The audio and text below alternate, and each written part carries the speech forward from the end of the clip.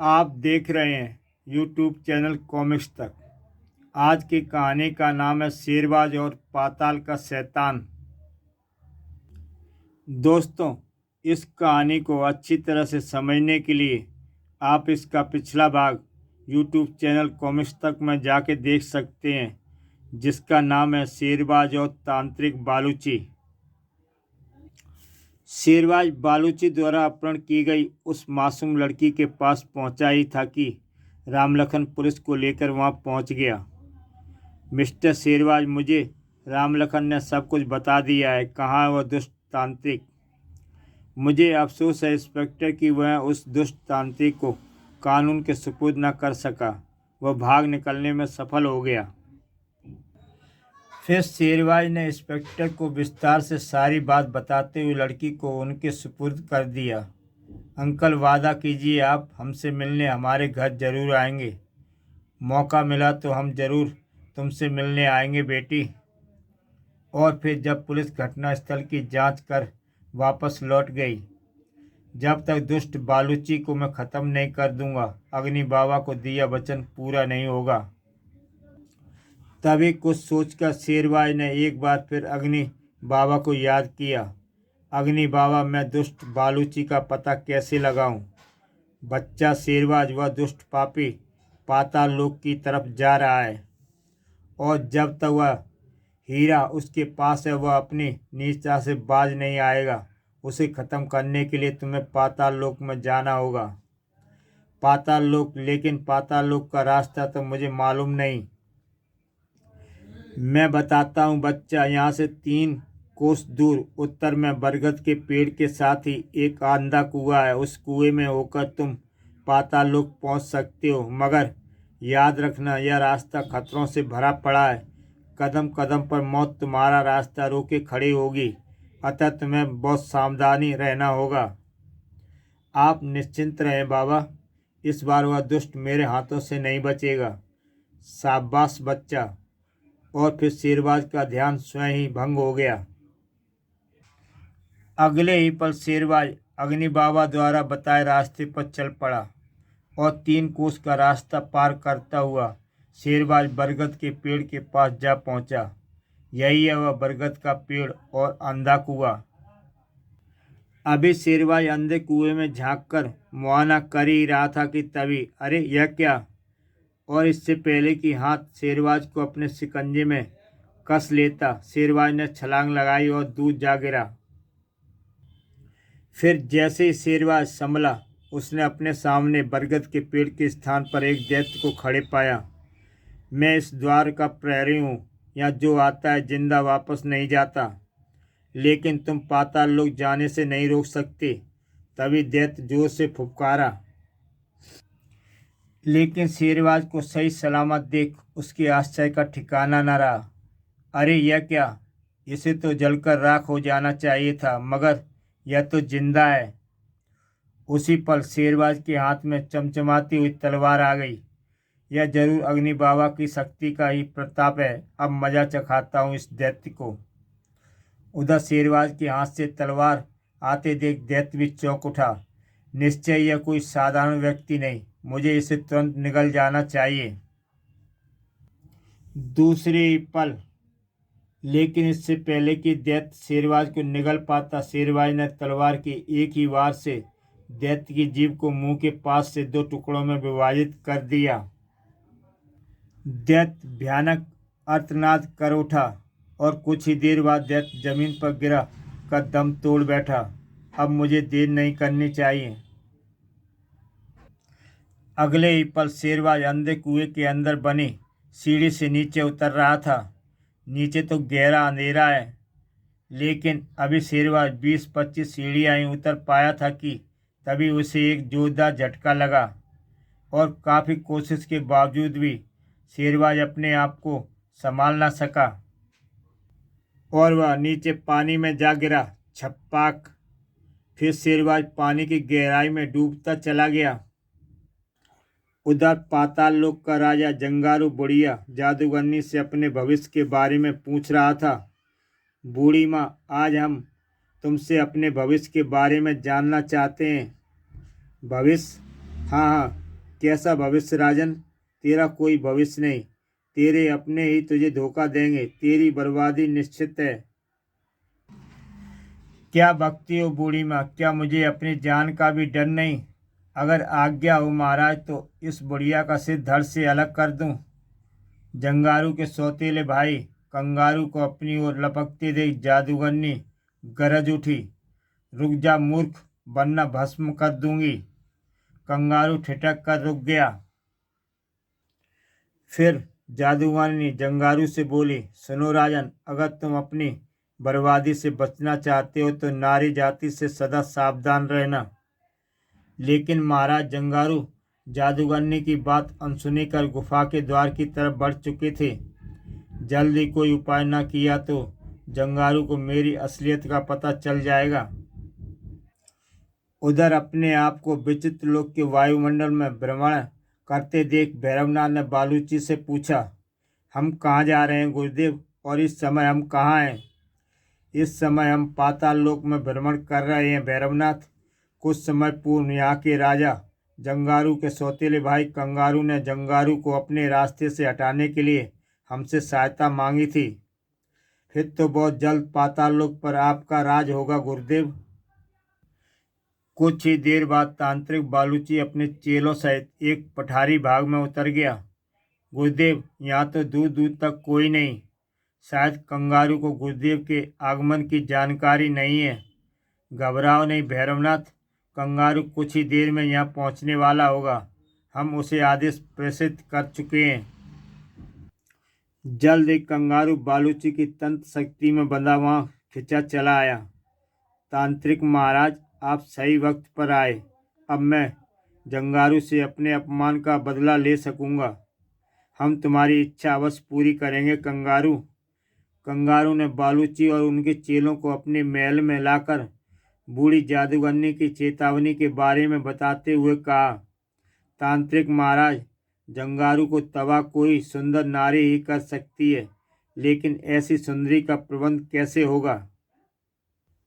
इसकी चिंता तुम मत करो कंगारू, अब तुम जाकर आराम करो। बहुत जल्द जंगारू हमारे कब्जे में होगा। और कंगारू के जाते ही बालूची ने ब्रह्म राक्षस को याद किया। क्या हुक्म है महाराज? तुम्हें एक सुंदर युवती का रूप धर राजा जंगारू को अपने वश में करना है। ऐसा ही होगा महाराज। लेकिन ब्रह्म राक्षस के प्रस्थान करने से पहले बालूची ने फिर प्रश्न किया, ब्रह्म राक्षस, तुमने उस दुष्ट मानव के बारे में कुछ मालूम किया जिसने हमारी उम्मीदों पर पानी फेर दिया? महाराज, उसका नाम शेरबाज है। वह दुष्ट पाताल लोक की तरफ ही आ रहा है। लेकिन आप चिंता न करें, मैंने उसे मृत्यु लोक भेज दिया है। अब वहां से जिंदा वापस नहीं आ सकता। ब्रह्म राक्षस के प्रस्थान करते ही बालूची ने जबरदस्त ठाका लगाया। अब हम निश्चिंत होकर पाताल लोक में मृत्यु सिद्धि प्राप्त करेंगे और तीनों लोकों को अपने कब्जे में कर लेंगे। गुरुदेव की जय हो। अगले दिन जब राजा जंगारू की सवारी राजमार्ग से होकर गुजर रही थी तो राजा जंगारू ने रथ के सामने एक सुंदरी को देख और उस पर मुग्ध हो सारथी को रथ रोकने का आदेश दिया। सुंदरी, तुम कौन हो? हमने आज तक तुम जैसी रूपसी इस लोक में नहीं देखी। मैं आपकी दासी हूँ महाराज। फिर राजा जंगारू ने कुछ नहीं पूछा और सारथी को इशारा किया तो उसने रथ पुनः गतिमान कर दिया। लेकिन राजा जंगारू उस रूपसी के रूप को भुला न सके और अगले दिन उसके आदेश पर राजा सैनिक उस रूपसी को दरबार में ले आए। तुम्हारा अपराध यही है रूपसी कि तुमने हमें अपने रूप में मोहित कर लिया। हम तुम्हें अपनी रानी बनाना चाहते हैं। इस दासी से कोई अपराध हुआ है महाराज? तभी बूढ़ी जादूगर ने प्रचंड रूप धारण किए गरजती हुई दरबार में प्रविष्ट हुई। ऐसी गलती मत करना राजन। यह मत भूलो कि यह नारी ही है तुम्हारी बर्बादी का कराए बनेगी। खामोश बुढ़िया, तुम्हारी यह आने की हिम्मत कैसे हुई? इस दुष्ट युवती के रूप ने तुम्हें अंधा कर दिया है। तुम्हारी बुद्धि भ्रष्ट हो चुकी है। क्रोध से बिफरते हुए जंगारू ने सैनिकों को आदेश दिया, ले जाओ इसे बुढ़िया को और डाल दो काल कोठरी में। याद रखो राजन, बहुत जल्द तुम्हें पछताना पड़ेगा। विनाश काले विपरीत बुद्धि। फिर जंगारू रूपसी से समीप पहुंचा। अब तुम्हें हमारी रानी बनने से कोई नहीं रोक सकता। यह मूर्ख अब मेरे काबू में है। और फिर जंगारू युवती को राजमहल के ही एक कक्ष में ले गया। हम तुम्हें अपनी आंखों से दूर नहीं रखना चाहते सुंदरी। जब तक हमारा विवाह नहीं होता तुम यहीं रहोगी। यह दासी महाराज के हुक्म की तामील करेगी। लेकिन जैसे ही जंगारू जाने को उद्यत हुआ, रूपसी ने उसे रोक लिया। महाराज, आपने मुझे इतना मान दिया है, क्या जाने से पहले मेरे हाथों से मदिरा पान नहीं करोगे? क्यों नहीं सुंदरी, हम तुम्हारी इच्छा जरूर पूरी करेंगे। और छद्म वेश में ब्रह्म राक्षस के हाथों विषाक्त मंदिर पान करते ही जंगारू मूर्छित होकर गिर पड़ा। मेरा काम समाप्त हुआ, मुझे चलना चाहिए। तभी कंगारू कुछ सैनिकों के साथ उस कक्ष में दाखिल हुआ। ले जाओ इसे और डाल दो काल कोठरी में। कल हमने राजाभिषेक के बाद हम इसके भाग्य का फैसला करेंगे।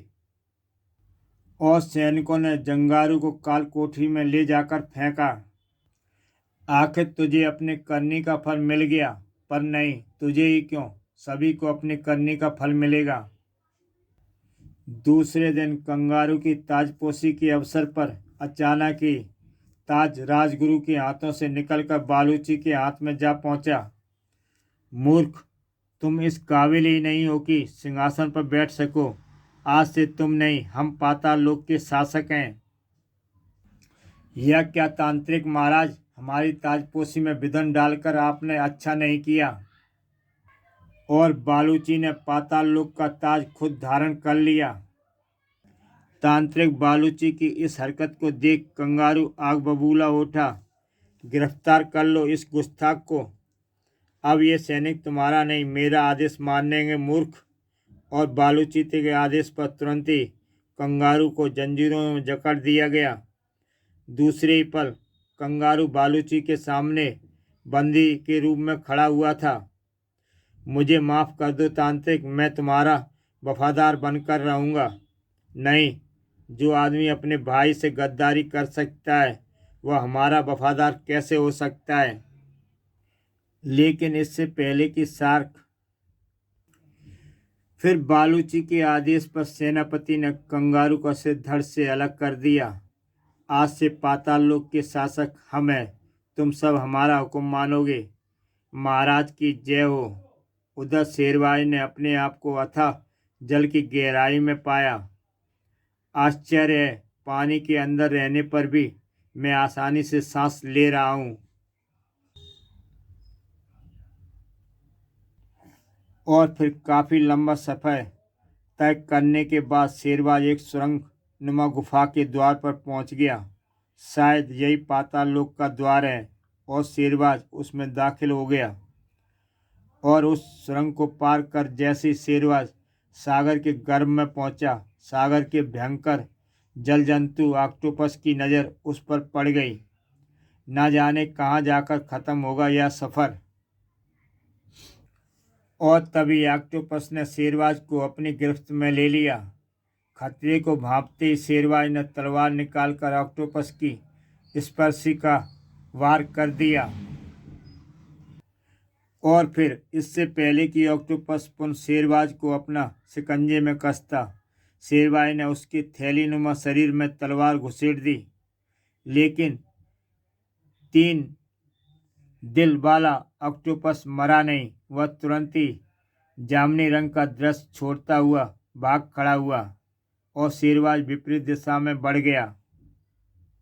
अभी शेरबाज कुछ ही दूर गया था कि सामने से गुजरती शार्क को देख उसके रोंगटे खड़े हो गए।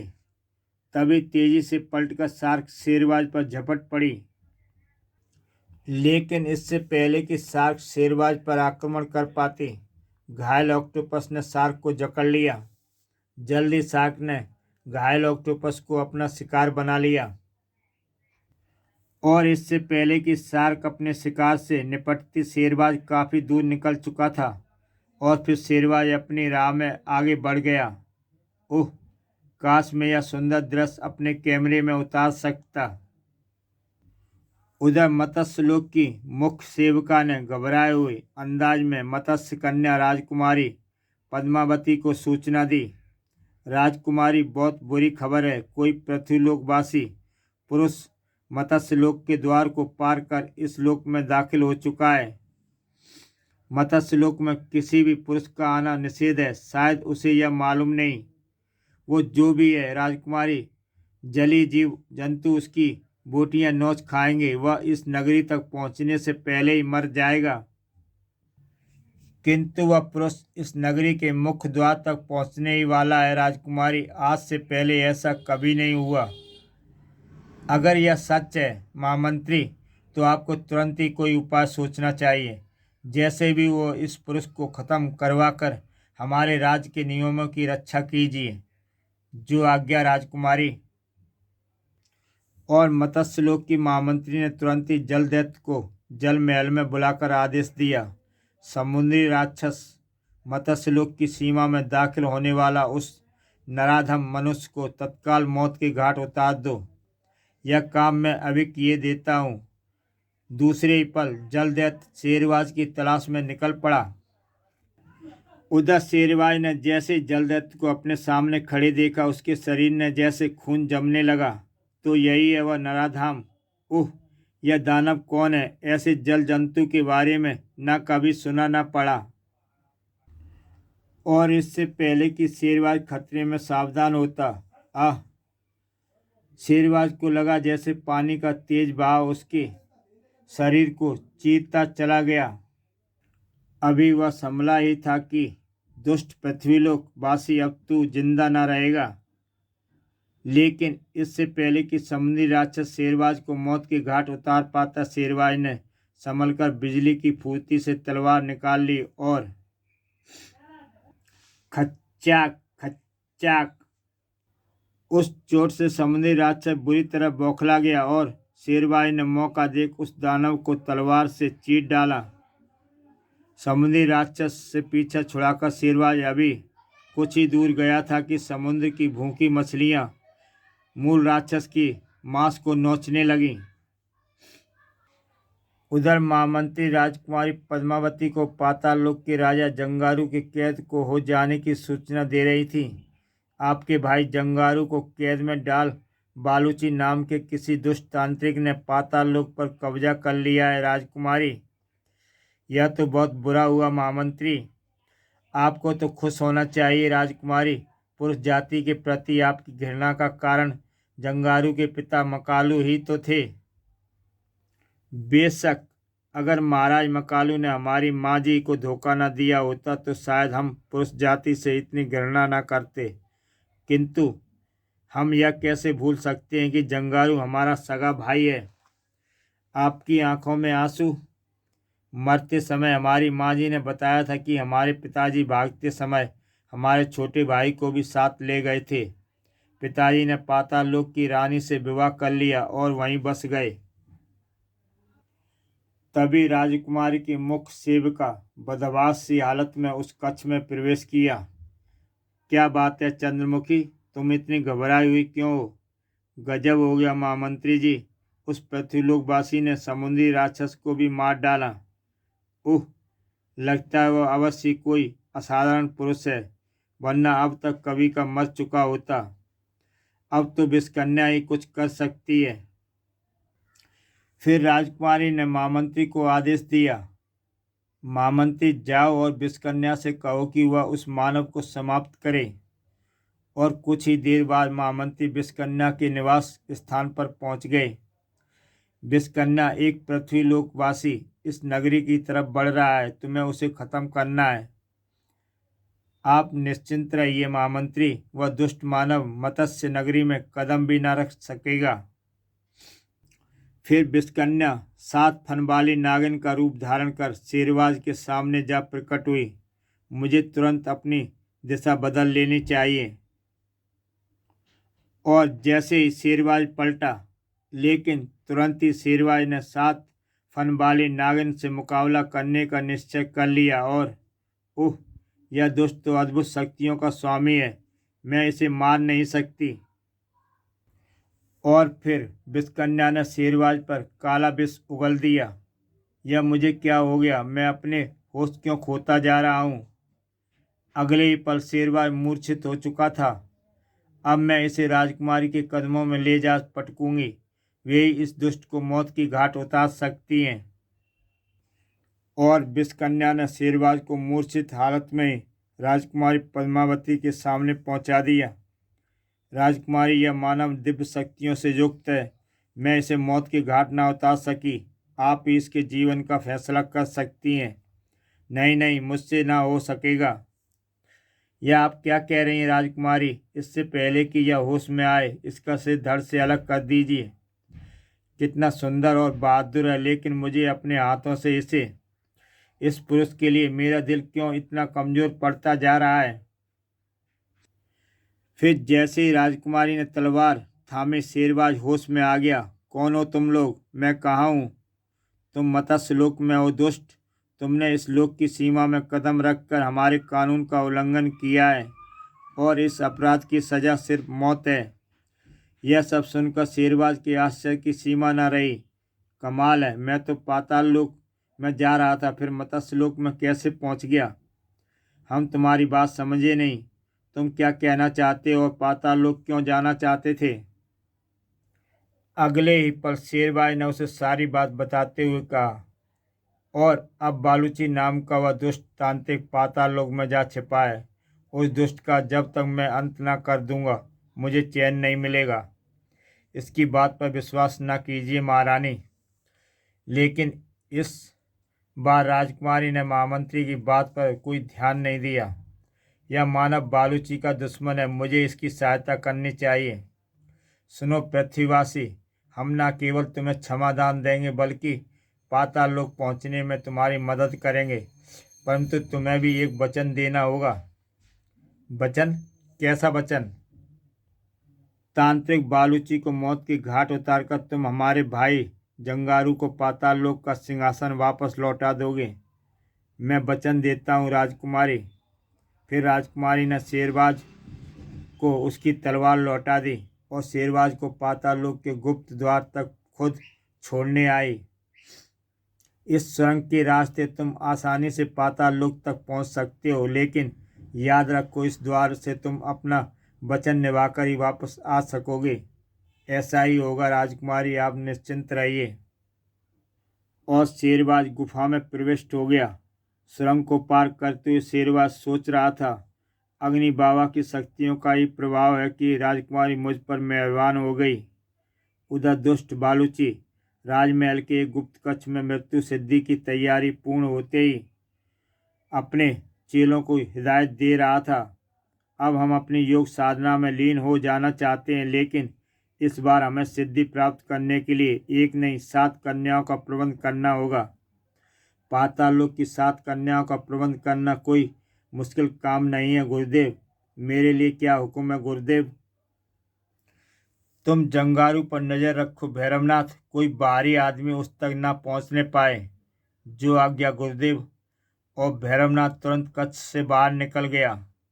फिर भैरवनाथ के जाने के बाद डंगरनाथ अपनी पिछली असफलता का पश्चाताप करने के लिए हमें प्रतिदिन एक कन्या की बलि देनी होगी। अतः 7 दिन तक प्रतिदिन भोर होने से पूर्व तुम्हें एक कुंवारी कन्या का प्रबंध करना होगा। याद रखो इस बार कोई चूक ना होने पाए। ऐसा ही होगा गुरुदेव। उधर जंगारू के होश में आते ही जादूगरनी ने उसका उपहास उड़ाते हुए कहा, राजन, अब तू भी मेरी तरह इस काल कोठरी में कैद है। काश तूने मेरी बात मानी होती। मैं अपनी भूल पर शर्मिंदा हूँ बूढ़ी माँ, मुझे माफ़ कर दो। जादूगरनी को जंगारू की दशा देख दया आ गई। लेकिन फिक्र मत कर राजन, बहुत जल्द इस काल कोठरी के द्वार खुल जाएंगे और तेरा राजपाट फिर तुझे मिल जाएगा। पाताल के इन शैतानों का अंत करने बहुत जल्द यहाँ पहुँचने वाला है। लेकिन वह कौन है? तू जानना चाहता है? देख, उधर देख। सुरंग से बाहर आकर शेरबाज ने खुलकर सांस लेते हुए इधर उधर नजर दौड़ाई। वाह, कितना सुंदर दृश्य है! वैसा ही सूरज, वैसी ही धरती। मन ही मन खुश होता हुआ शेरबाज वहां से चल पड़ा। आधे घंटे तक पैदल चलने के बाद शेरबाज को दूर एक बस्ती नजर आई। इस बस्ती में पहुंचकर ही कुछ खाने पीने और रहने का ठिकाना मिल सकता है, परंतु यहाँ के लोग। काफ़ी सोचने के बाद शेरबाज ने उस बस्ती में जाने का निर्णय किया और वहां से चल पड़ा। लेकिन उस बस्ती में पहुंचकर शेरबाज ने जो देखा उसके रोंगटे खड़े हो गए। इतनी लाशें! किसने मारा है इन्हें? कहीं यह काम शैतान बालूची का तो नहीं? तभी, तुम कौन हो बेटा? शेरबाज चौंक कर पलटा। बाबा, इन बेचारों की जान किसने ली है? क्या करोगे जानकर? उन शैतानों का कोई कुछ नहीं बिगाड़ सकता। लेकिन शेरबाज के जोत देने पर बूढ़ा सब कुछ बताने को राजी हो गया। इसी बीच कुछ और लोग भी वहां आ गए। बेटा, बालूची नाम का एक शैतान महाराज कंगारू को मारकर खुद गद्दी पर बैठ गया। आज सुबह उस शैतान का एक साथी सशस्त्र सैनिकों के साथ आया और हमारी बस्ती की एक कुंवारी कन्या को उठाकर ले जाने लगा। उसकी इस हरकत पर बस्ती वालों ने विरोध किया तो उसने बस्ती के लोगों की लाशें बिछा दी। वे शैतान कल फिर आएंगे और किसी न किसी की बेटी को उठा ले जाएंगे। घबराइए नहीं, पाताल के शैतान अब किसी की बेटी को उठाकर ना ले जा सकेंगे। लेकिन तुम अकेले क्या कर सकते हो? अगर तुम लोग मेरा साथ दो तो मैं बहुत कुछ कर सकता हूँ। हम तैयार हैं। फिर एक मकान के बड़े हॉल में एकत्रित लोगों को शेरबाज ने अपनी योजना समझा दी। बाकी सब लोग हथियारों से लैस होकर तैयार रहना। जैसे ही वे घोड़ों से गिरें तुम लोग उन पर हमला कर देना, ठीक है? और दूसरी दिन रात्रि के चौथे पहर में घोड़ों पर सवार सैनिकों के साथ जब जगन्नाथ बस्ती में दाखिल हुआ। अब तू नहीं बचेगा शैतान! और इससे पहले कि घुड़सवार संभल पाते सशस्त्र बस्ती वालों ने उन पर हमला कर दिया। कोई बचकर न जाने पाए। मारो मारो! उह, इन कमबख्तों के हाथ लग गया तो मेरी खैर नहीं, भागने में ही भलाई है। फिर जैसे ही जगन्नाथ घोड़े पर सवार हो भागने लगा, शेरबाज ने उस पर छलांग लगा दी। तू कहाँ बचकर जाएगा दुष्ट! और इससे पहले कि जगन्नाथ कुछ समझ पाता, यह यहाँ कैसे पहुँच गया। अगले ही पल शेरबाज की तलवार जगन्नाथ के सीने पर थी। अगर जान की खैर चाहता है तो बात बता, बालूची कहाँ है? मुझे मत मारो, बताता हूँ। भयभीत जगन्नाथ शेरबाज को सब कुछ बताता चला गया। सब कुछ जानने के बाद शेरबाज ने जगन्नाथ के हाथ पीठ से बांध दिए। अब तू मुझे अपने साथ राजमहल लेकर जाएगा। मना करना ठीक नहीं, शायद रास्ते में इससे निपटने का कोई उपाय सूझ जाए। मुझे मंजूर है, चलो। फिर शेरबाज जगन्नाथ के साथ राजमहल की ओर चल पड़ा। मौका अच्छा है, बालूची कन्या की प्रतीक्षा में होगा। मैं इसे गुरुदेव की बजाय भूखे शेरों के सामने पहुंचा दूंगा। शेरबाज के वहां से जाते ही बस्ती के लोग आपस में विचार विमर्श करने लगे। इस युवक ने हमारी रक्षा की है। वह हमारी खातिर अकेला ही अपनी जान जोखिम में डालने गया है। हमारा फर्ज है हम आखिरी दम तक उसका साथ दें, वरना भगवान हमें कभी माफ़ नहीं करेगा। आप ठीक कहते हैं बाबा, हमें तुरंत कुछ करना चाहिए। हमें एकत्रित होकर राजमहल पर हमला कर देना चाहिए। लेकिन इतने सारे सैनिकों का मुकाबला हम कैसे करेंगे? हम महल को आग लगा देंगे, वहाँ भागदड़ मच जाएगी और इस भागदड़ का हम लाभ उठाएंगे। हाँ, यही ठीक होगा।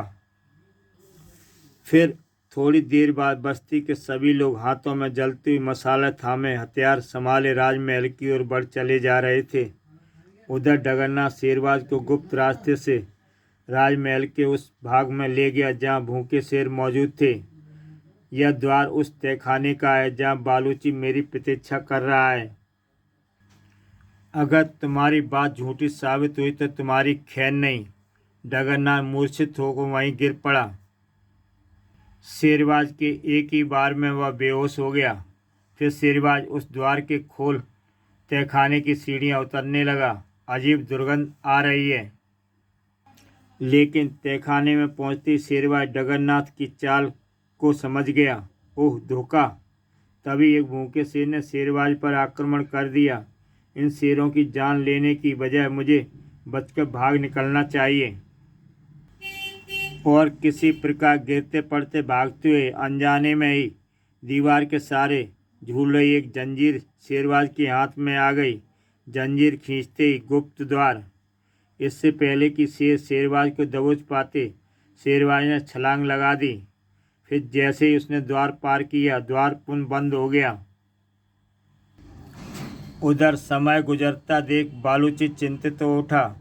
जगन्नाथ अभी तक कन्या को लेकर नहीं आया, ना ही मैं उसे दिव्य शक्ति द्वारा देख पा रहा हूँ। आखिर बात क्या है, जाकर पता लगानी चाहिए। अगले ही पर बालूची उस कक्ष से बाहर निकल गया। ठीक उसी समय शेरबाज गुप्त द्वार के उसी कमरे में दाखिल हुआ जिसमें बालूची निकला था। तो यही है बालूची का मृत्यु सिद्धि कक्ष, लेकिन वह दुष्ट खुद कहाँ है? तभी शेरबाज की नज़र सामने शिव प्रतिमा की तीसरी आंख में जगमगा रहे हीरे पर पड़ गई। पहले मुझे इस हीरे को अपने कब्जे में करना चाहिए, बाद में बालूची से निपटूंगा। उधर भूखे शेरों को जगन्नाथ की बोटियां नोचते देख बालूची शक्ति में आ गया। यह तो जगन्नाथ है, लेकिन यह शेरों का शिकार कैसे बन गया? दूसरे पर बालूची अपने कक्ष की तरफ दौड़ पड़ा। फिर अपने कक्ष में पहुंचा और शेरबाज को वहां देख बालूची दंग रह गया। बालूची, तुम तो मृत्यु सिद्धि प्राप्त नहीं कर सके, पर मैं तुम्हें मौत जरूर दूंगा। तुम्हारा यह हीरा अब मेरे कब्जे में है। तो तू ही है शेरबाज, तूने मेरी सारी उम्मीदों पर पानी फेर दिया। मैं तुझे जिंदा नहीं छोड़ूंगा। ला हीरा मुझे दे।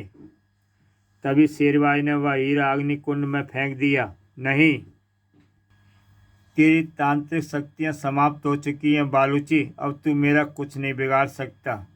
अगले ही पर बालूची उल्टे पांव दौड़ पड़ा।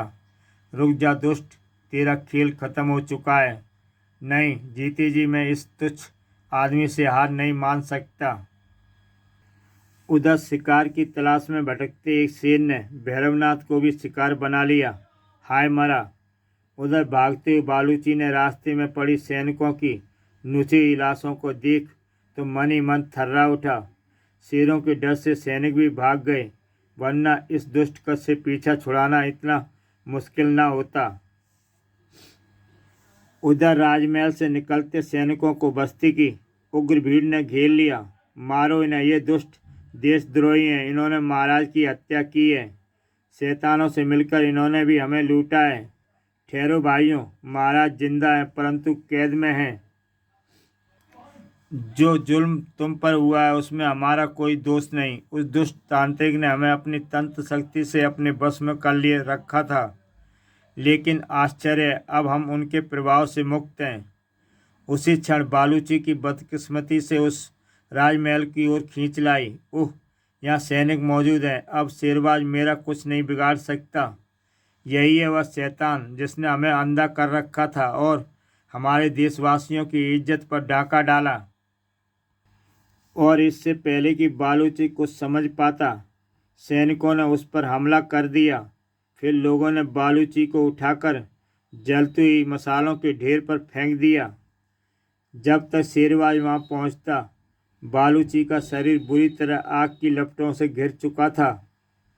आखिर इन भोले भाले लोगों की प्रतिशोध की आग ने तुझे जला ही डाला।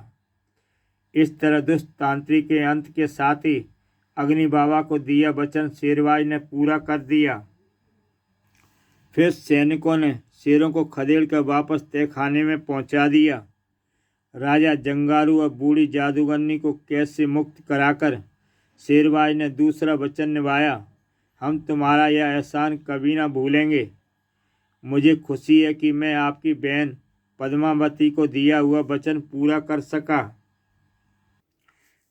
पाताल लोक को अपना राजा और पाताल के राजा आतंक से मुक्ति मिली। वहीं शेरबाज की वजह से मत्स्य लोक की राजकुमारी को वर्षों से बिछड़ा भाई मिला था। मेरा भैया, मेरी बहन, भाई बहनों के मिलन से देख शेरवाज की आंखें नम हो उठीं। कुछ समय, कुछ दिन मत्स्य लोक में आनंद पूर्वक बिताने के बाद अब मैं विदा चाहूंगा राजकुमारी। काश हम तुम्हें रोक पाते। फिर जंगारू राजकुमारी पद्मावती को शेर खान को विदाई देते गुप्त द्वार तक आईं। काश तुम हमारे दिल की बात समझ पाते शेरबाज। और अंधे कुएं से निकलकर मोटरसाइकिल पर सवार हो शेरबाज वापस राजधानी को लौट पड़ा। कितना अजीब लग रहा है सब कुछ, जैसे एक सपना था। दिलावर को भी शायद मेरी बात पर विश्वास न होगा। और इसी के साथ दोस्तों ये कहानी समाप्त होती है। तो दोस्तों फिर मिलते हैं एक नई कहानी के साथ। कहानी अच्छी लगी हो तो मेरा YouTube चैनल सब्सक्राइब करें और देखें ऐसी बेहतरीन कहानियाँ।